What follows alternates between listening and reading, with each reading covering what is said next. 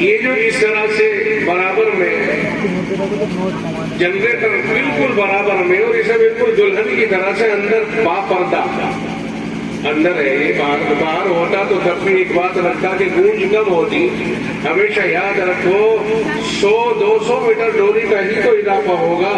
اس سے اگرچہ فائدہ اسی سے ہو رہا ہے، لائٹ یہی دے رہا ہے، لیکن اس کی یہ معنی نہیں ہے کہ ہم اسے گود میں لے کے بیٹھ جائیں گے. جو چیز جہاں کے لیے مناسب ہے وہیں پر فٹ ہونی چاہیے. یہ جنریٹر کبھی بھی اتنی دور ہونا چاہیے کہ اس کی آواز بالکل کان میں نہ آئے. اب جیسے کان میں اتنی تیزی کے ساتھ بول رہا ہے تو سچائی یہ ہے کہ ہم جیسے کمزور آدمی سے تو دیکھو یہ چلتا نہیں ہے معاملہ، بلکہ اس کے اندر وہ ہوا کر کے تھوڑا سا دعا بھی ہم تک پہنچ رہا ہے، اس کے اثرات بھی محسوس ہو رہے ہیں. تو ایک آئندہ کبھی بھی نظام بنائیں آپ جلسے کا تو جنریٹر کو ذرا سا فاصلے سے ہونا چاہیے، بہت قریب نہیں ہونا چاہیے.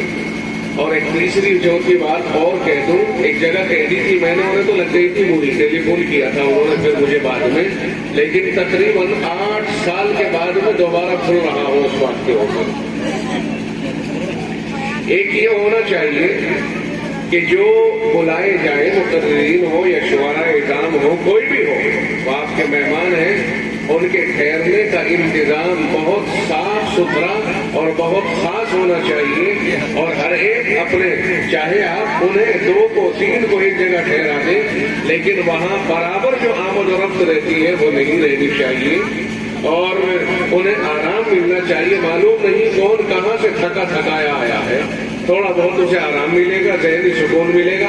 معلوم ہوا ایک ایسی جگہ پر ڈال دیا اور چھوٹا سا مدرسہ ہے، ایک کمرے میں وہی سارا انتظام کر دیا اور آنے والے اسی میں آ رہے ہیں، اسی میں ناشتے کا بھی اگر ہو سکے کسی کے یہاں تو ناشتے کا بھی انتظام انہیں پہ رکھ دیا.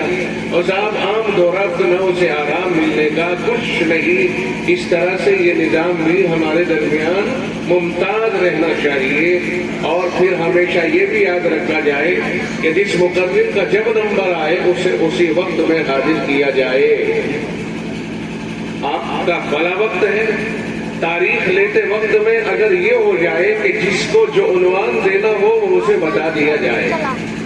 اور یہ طے ہونا چاہیے کہ اگر ہمیں 3 مقرر بلانے ہیں، تینوں کا ٹائم فکس ہو، تینوں کا مضمون فکس ہو.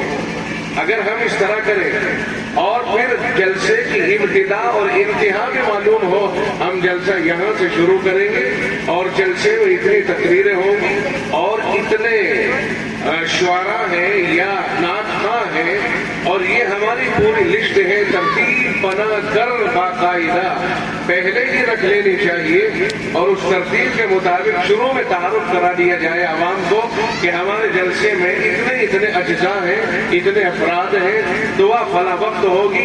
سامعین محترم اپنا آرام سے بیٹھے رہیں گے، انہیں پتا ہے کہ تمہارے سامنے اتنا پروگرام ہے اور دعا کا ٹائم فلاں ہے. اگر اس طرح منظم کرنے کی کوشش کرتے ہیں تو اس سے جلسے میں 4 چاند لگ جاتے ہیں. محاورہ اجازت دے تو میں کہوں 8 چاند لگ جاتے ہیں. منظم کبھی بھی کسی مقرر کو آزاد نہیں چھوڑنا چاہیے کہ نہیں صاحب حضرت آپ تو بڑے مقرر ہیں، اجی حضرت آپ تو ہم کیا عنوان دیتے اچھے لگتے ہیں، اجی آپ کے سامنے کیا مطلب ساری دنیا کے ماحول سے کوئی واقف نہیں ہوتا ہے. جس نے بلایا ہے ضرورت وہ بتائے گا کیوں بلا رہا ہے، ضرورت وہ بتائے گا نا کس لیے بلایا ہے. اور وہ بتانے کو تیار نہیں ہوتے. معلوم ہوا کہ مقرر نے وہ باتیں کہہ دی جو یہاں کے مناسب نہیں تھی، یہاں کے ماحول کے خلاف تھی، یہاں کی سیاست کے خلاف تھی یا ملک کے حالات کے خلاف تھی. جو بھی صورتحال بنی ہو وہ مقرر کہہ کے چلا جاتا ہے، بعد میں بھگتنا انہیں کو پڑتا ہے جو وہاں کے مقامی ذمہ دار ہوتے ہیں. اس لیے میں تو عام طور سے کہتا ہوں کہ مقرر کو بھی بتا دو کیا تقریر میں کہلوانا ہے. آپ کو ہوگا ان لوگوں کا خیال کہ اگر آپ پوچھ کے کریں گے تو اس کا مطلب یہ ہوا آپ اللہ کے لیے نہیں کر رہے، ان کے لیے کر رہے ہیں. دماغ خراب ہو گیا، جیسے فتوے دیتا ہے پاگل ہو گیا. وہ بلانے والے نے بلایا، غرض و غایت تو وہ بتائے گا نا کہ آپ نے کیوں بلایا ہے. माइक हमेशा चाहे 1000 2000 ज्यादा चले जाए मगर बीमार ना हो।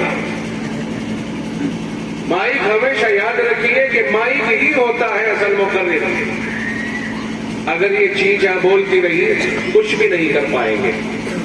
असल मुकर्रिर मैं फिर कहता हूं कि माइक होता है। अगर माइक अच्छा होता है तो जहन खुल जाता है और वरूद होता है, और अगर माइक मुनासिब मुतदिल नहीं होता बार बार उसी में जहन उलझा रहता है और जहन खुलता नहीं है। खुलने के बजाय जहन बंद हो जाता है और बड़ा से बड़ा मुकर्रिर खराब हो जाता है। लोग कहते हैं यार बड़ी शोहरत सुनी थी हजरत जी की, ये कुछ भी ना बोल पाया। मालूम हुआ कि असबाब मवाने यानी मवाने मौजूद थे। इसका मतलब ये हुआ कि रुकावटें मौजूद थी, इसलिए नहीं बोल पाया। अगर रुकावटें ना होती तो शायद बोल जाता, या अल्लाह की तरफ से कुछ ऐसे ही असबाब बन गए थे। तो असबाब की दुनिया है भाई।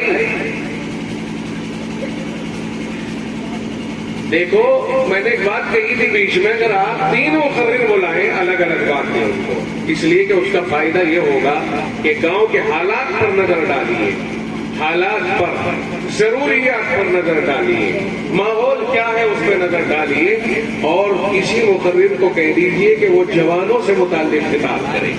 जवानों की जरूरत क्या है, जवानों को कौन सी सिमत चलना चाहिए।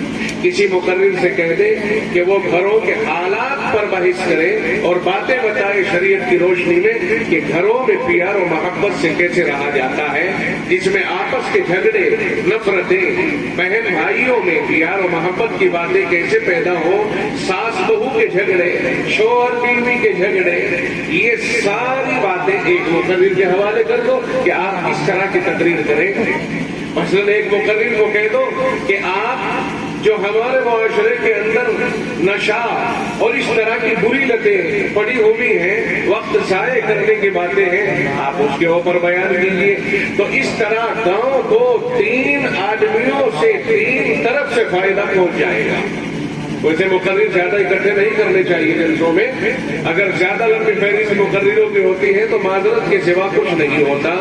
अभी दोपहर में मैं मेरठ में था, मुकर्रिर गालिबन वहां ज्यादा थे, तो मुझसे भी जिम्मेदार ने कहा हजरत वैसे तो अच्छा नहीं लग रहा आपको ये कहते हुए, लेकिन बुलाना भी जरूरी था और अब हालात को देखते हुए आपसे माजरत करना भी बहुत जरूरी है, और बस अपनी बात को आधे घंटे के अंदर अंदर समेट लियो हजरत, बड़ा एहसान होगा आपका। मैंने कहा मैं तो 20 मिनट में 15 में समेट दो तो तुम्हारा मुझ पे होगा, जान बच रही है भाई।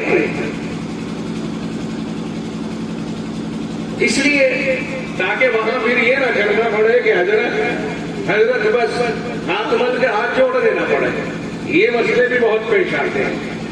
या अगर कोई मुकर्रिर आपने टाइम तय नहीं किया और बाद में फिर ये तकाजा होने लग गया तो ये थोड़ा ही है अकेला, और भी तो है ये, फिर बाद में क्या किया, पहले तो उसको कुछ बताया नहीं, फिर बाद में कोई तो उसकी टांग में गुजा रहा, कोई उसकी उंगली पकड़ के हिला रहा, कोई उसका कुर्ता पकड़ के खींच रहा, कोई उसका कुर्ता पकड़ा रहा। बात ये होता है कि उसे गुस्सा आ जावे कि तो मुझे बिठाया था क्यों।